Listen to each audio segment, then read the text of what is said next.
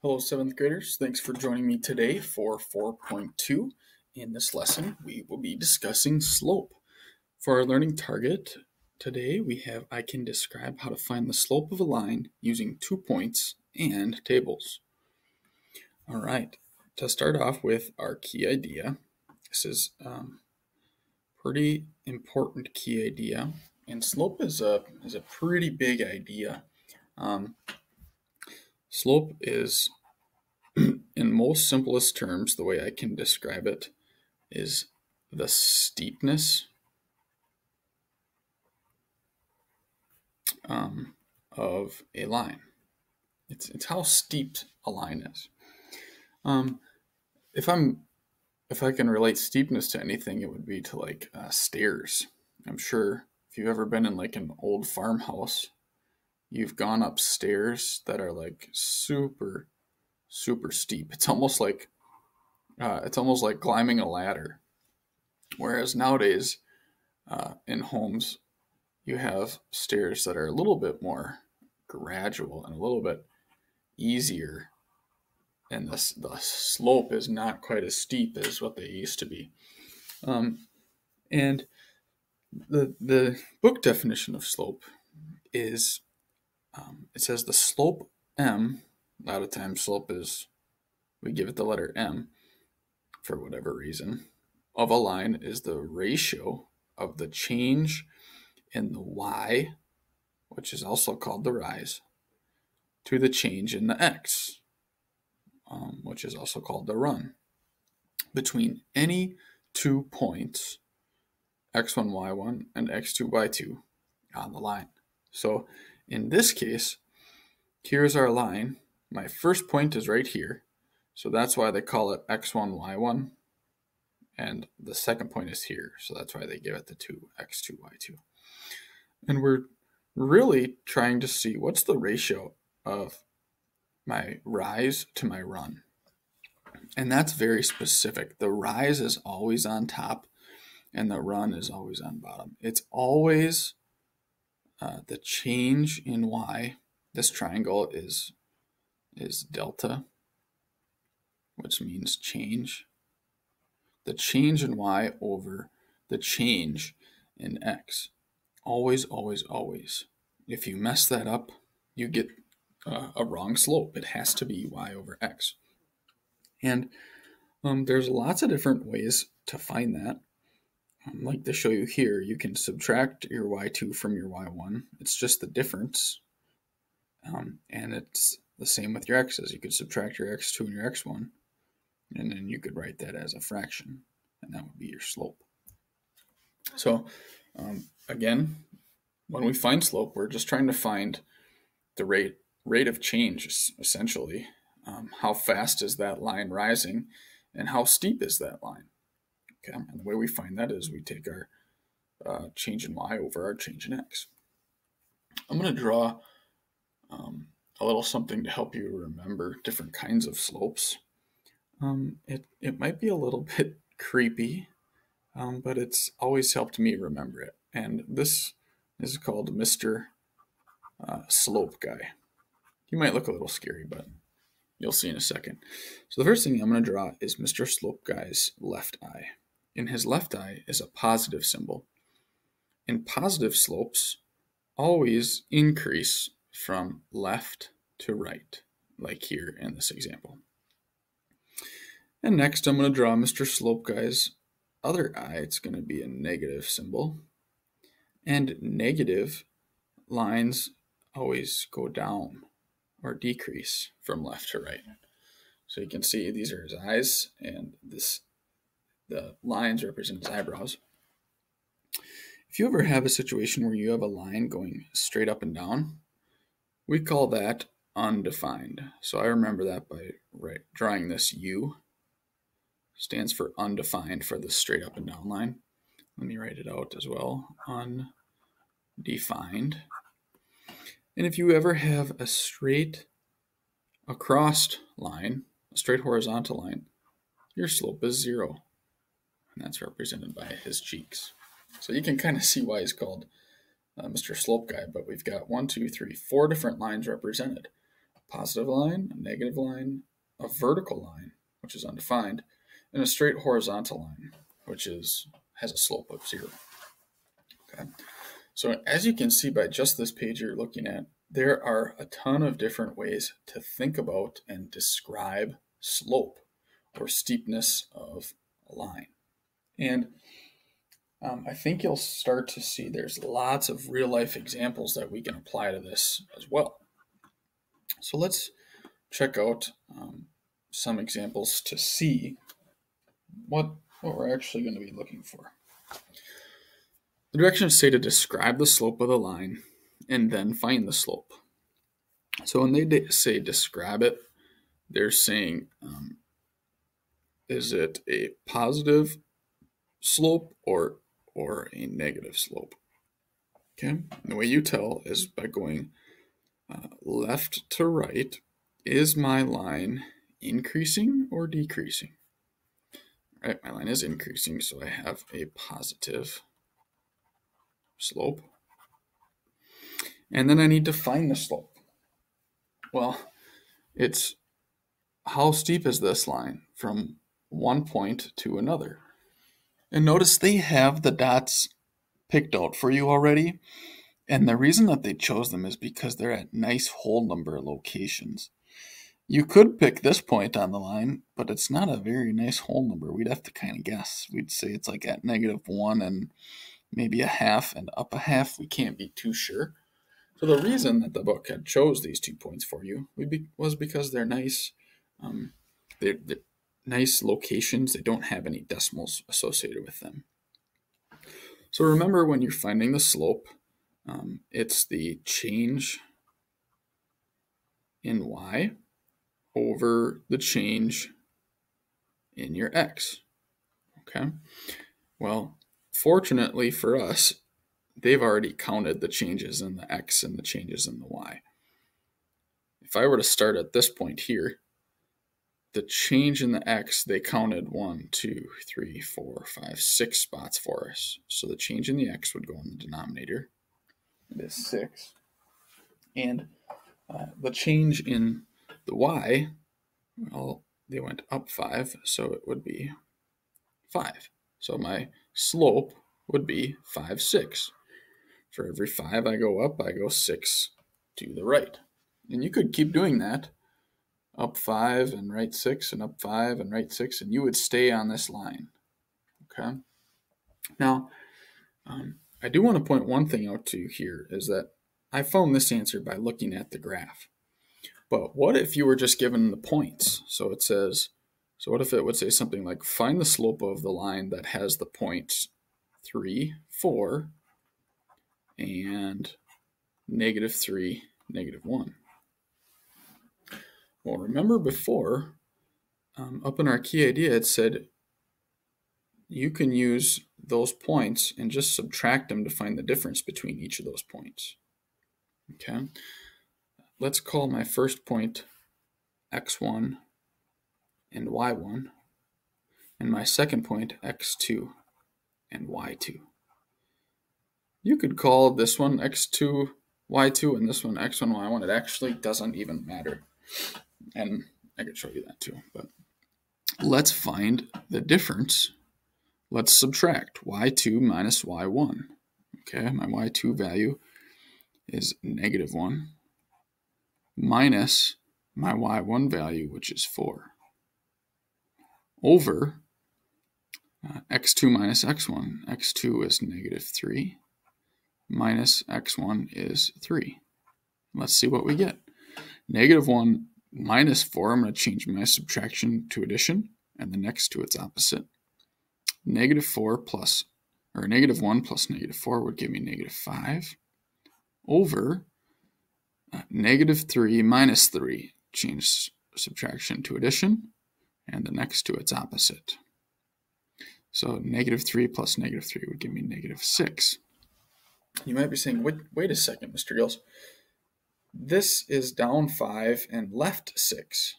This means my change in y, it means it's down 5. Well, that's because now, instead of starting down here, we started up here. We called this x1 and y1.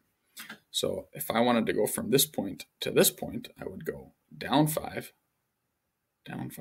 and negative 6 means left 6. So we would end up at the same point. Well, Mr. Gillis, I thought you said we had a positive slope. Well, let me ask you this. A negative divided by a negative, remember your integer rules, whenever you're multiplying or dividing and you have the same signs, your answer should be a positive answer. Down 5, left 6 is the same thing as up 5, right 6. You'd actually stay on the same line.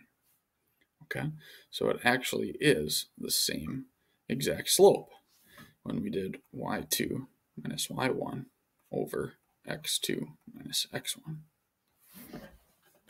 I hope I didn't confuse you at all there, but I just wanted to show you there's multiple ways to find the slope of a line. Let's do letter B. Describe the slope of the line first. So as we go from left to right, am I increasing or am I decreasing? Hopefully you can see that I'm decreasing. It looks like this eyebrow, and that's the negative one. So I have a negative slope, and then let's find the slope. So again, let's find the change in my y over the change in my x. The change in my y, it's labeled for me. It's negative 3. So they're saying we're going to start at this point. And we're going to go down 3 and right 2. So negative 3 over 2 is my slope. And leave answers as improper fractions when we're doing slope. That way you don't have to keep changing it back and forth. Just leave them like this. So you might have said, okay, well, what if we go down 3 first this way? 1, 2, 3, and then we go right 2. 1, 2. Yeah, that's the same exact. It's the same exact line. You're still coming to the same conclusion, to the same answer. They just went right 2 first and then down 3. Remember, your change in your x is always the denominator, right? If you wanted to do that problem using this formula here, you could do that. I'll do that quickly. I'll call this point my starting point, so x1, y1. And this point my finishing point, x2, y2. Again, it does not matter. So my y2 value is negative 2 minus my y1 value is 1 over x2, which is 1, minus x1, which is negative 1. Negative 2 minus 1, change my subtraction to addition, and the next to its opposite. Chop, chop. Negative 2 plus negative 1 gives me negative 3. And 1 minus negative 1, subtraction to addition, and the next to its opposite. So I get the same exact answer when I use my y2 minus y1 over x2 minus x1 kind of mini formula. Again, that just means you're changing your y over your change in your x.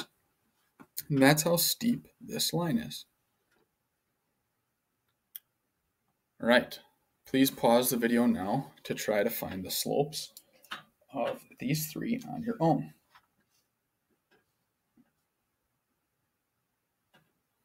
All right, let's check and see. Start at this point. I go down 1, so my change in my y is negative 1. And then I go right 1, 2, 3, 4, 5. Going right 5 would be positive 5. So negative 1/5 would be my slope.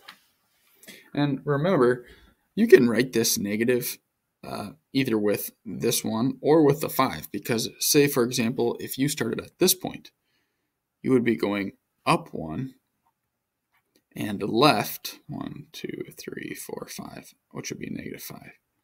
So positive 1 over negative 5 is the same thing as negative 1 over positive 5. Remember, they both simplify to negative 1/5. You could just write that negative out in front.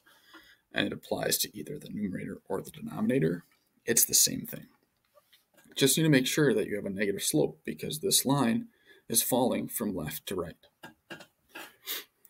Right, in number 2, my change in my y, I'm going up 2, and I'm going to the right 1, 2, 3, 4, 5, 6. So 2, 6. And then I'd put this in simplest form, which is the same as 1/3, dividing my top and my bottom by 2. I'll just show you why that works. Well, Mr. Gillis, how is going up 1 and over 3 the same as going up 2 and over 6? Well, if I were to go up 1 and over 3, 1, 2, you can still see my answer is on the line. And remember, when we're dealing with linear equations, when you have your line here, that's a representation of all solutions. So we're still on the line. It's still the same slope. And lastly, for number 3, if I start here, I'm going to go up 1, 2, 3, 4, 5. So my rise is 5 over, remember, I'm going to use a little bit different language now. It's rise over run. My rise is 5. My run is 2. So 5 halves, and it's positive because my line is increasing from left to right. All right. Hopefully you did okay on those. Let me know if you have any questions. All right. For the second example, it's finding the slope of a horizontal line. Okay, so you might say, okay, how do I go from this point to this point? What's my change in my y? Well, do I go up and down at all? The answer is no. How about my change in x? 1, 2, 3, 4, 5, 6, 7. So my change in y is 0. My change in x is 7. What is 0 divided by 7? Well, 0. My slope is 0. This is like a floor. Hopefully, if the floor you're standing on has a slope of 0, because that would mean it was built well. If it's not, if you're living in a house that's a slanted house and it's about ready to come down, if your floor looks like this, well, that might be bad news. That might mean your house is going to tumble over or something. But if I take a ball and I were to place it here and I would hold it still, like on the gym floor, if our gym floor is solid and it's built right, the ball shouldn't move left or right because there's no slope on it. So our slope is 0. Anytime you have a horizontal line, your slope is 0 because 0 divided by anything is 0. Okay. You could easily stick that into your equation of y2 minus y1 over x2 minus x1. Our y values, 5 minus 5 is 0, over our x values, 6 minus -1, chop chop, is 0 over 7. Same thing we got when we were counting. So, and that's also, if you remember, shown in Mr. Slope Guy. Horizontal line, your slope is 0. All right, and then kind of opposite that is the slope of a vertical line. And here we have a case where now my change in my y is a number and my change in my x will be something different. So change in y is 1, 2, 3, 4 over my change in my x. Well, I don't go right or left any. If I subtract my x values, I get 0. And what is 4 divided by 0? And yeah, you might be tempted to say 0, but you can't divide by 0. It's not possible to do that. A lot of your calculators might say different things, but let's see what the Google calculator says. I know some calculators might say error, some might say undefined. Let's try this. 4 divided by 0. Let's see what this one says. This one says infinity. Well, okay, it's not, you cannot divide by 0. If you ever get a weird answer like that, it's, what we're going to say is that it's undefined. So 4 divided by 0 is undefined. And one of the reasons it says infinity, I think, too, is because think about this line. The arrows mean that it keeps going forever. It's always going to be undefined. Okay. And that, again, is represented with our nose in Mr. Slope Guy. Right? The straight up and down line is U undefined. And the reason is because you can't divide by 0. Okay? So don't get tricked that night. All right, please pause the video now to try the 4 through 8 with on your own.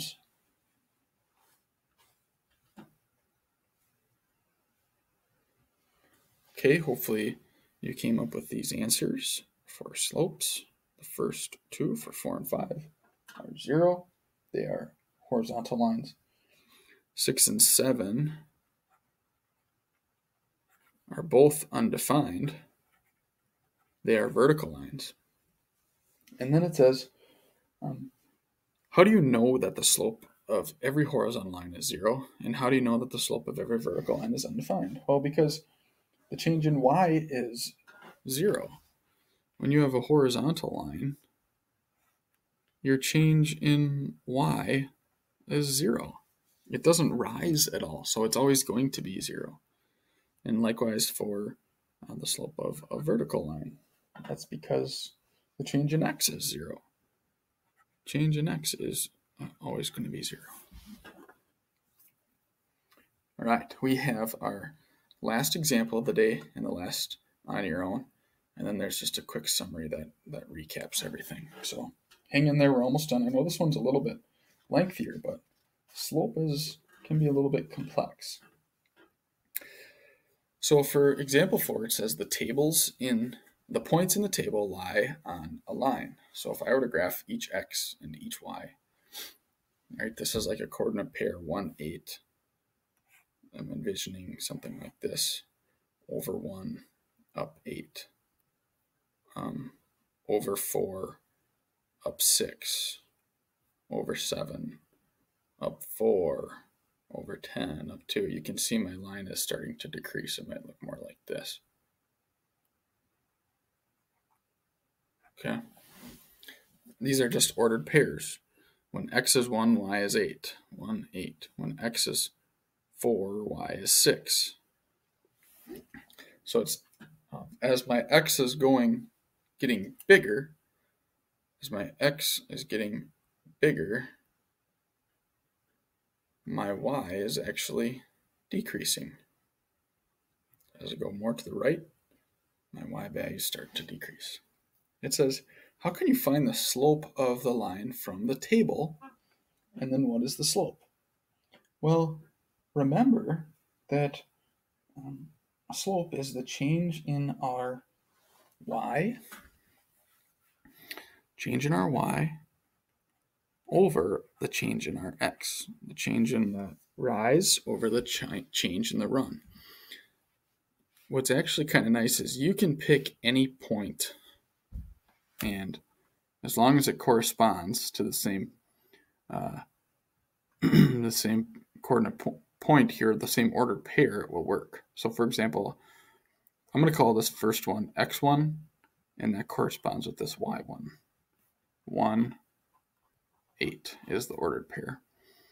And I'm going to call this second one x2 and y2. So I could write that as 4, 6. What is the change in my rise over the change in my run? Well, careful here. I like to come to the bottom and actually do this first. y2, which is 6, minus y1, which is 8. 6 minus 8 would be negative 2. and my x2 is 4 minus my x1 is 1, gives me 3. So I come up with a negative 2/3 for my slope. Now, remember, that's the same as writing it like this, just writing it as a negative, or you could bring that negative sign down to the denominator. So, Mr. Gauss, how do you know how to pick the first two? Could I pick a different set? Absolutely. You could pick, maybe you wanted to call this point, I'm going to do a different color. Maybe you picked at random, this is your x1, y1. So you said 7, 4 is x1, y1. And you said this is your, actually, let's go back to the first one. This is x2, y2 now. We're going to change that.